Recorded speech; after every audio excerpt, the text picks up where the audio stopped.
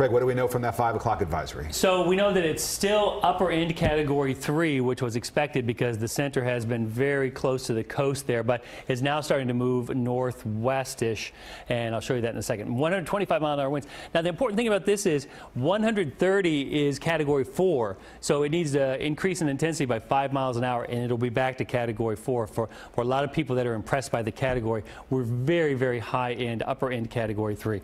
Presently, 115 miles southeast of Key West, and the speed has slowed down a little bit. There's probably some big news here in the speed as we go through this, but more so because of the direction here. Remember, we were talking, if it's going west, and yesterday that number of the compass there, that's the compass number, 270 is due west.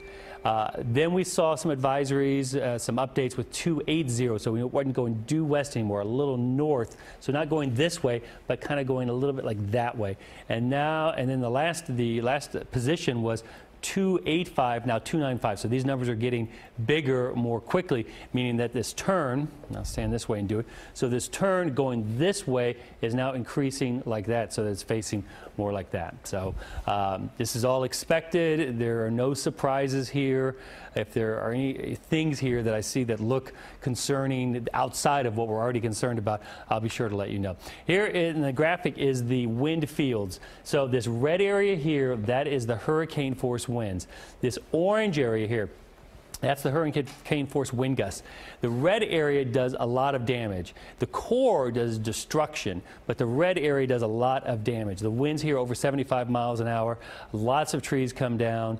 Homes are damaged. This red area does a lot of damage. The core, though, that's where there's the destruction, and it's about 45 to 50 miles wide underneath, inside that red area. We don't plot the core. This orange area here, those are the hurricane force gusts. These are the power outages.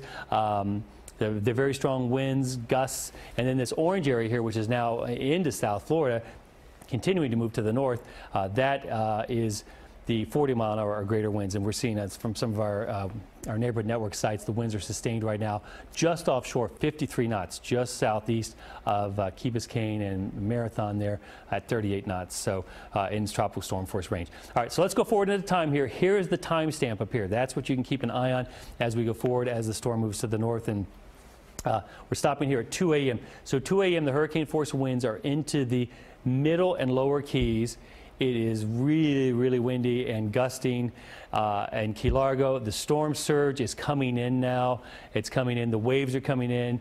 And each time a wave comes in, another wave comes in on top of that higher. And the track forecast has shifted just a little bit west toward Key West for the core. Now remember, it's the core that you want to avoid, and unfortunately the track position change here is a little bit closer to Key West. But this whole area out here through Marathon, the Middle Keys, on up towards Key Largo, still really, really howling now by Sunday at 2 a.m. Here in South Florida, Miami-Dade, the gusts are increasing. The wind is steadily blowing higher and higher.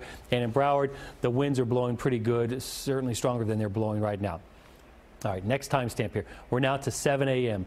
That looks like the closest point of impact, possible landfall there at Key West of a strong Category 4 hurricane.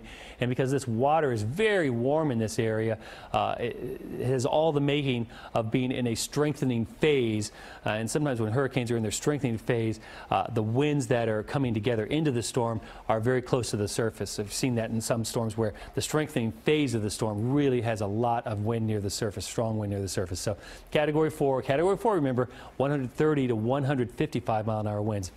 There's the cone. It's very, very tiny now because we're starting points there, and the cone, of course, spreads out. So it probably won't wobble or won't move too much. But here's the thing. Okay, Ed Rappaport's ready for me.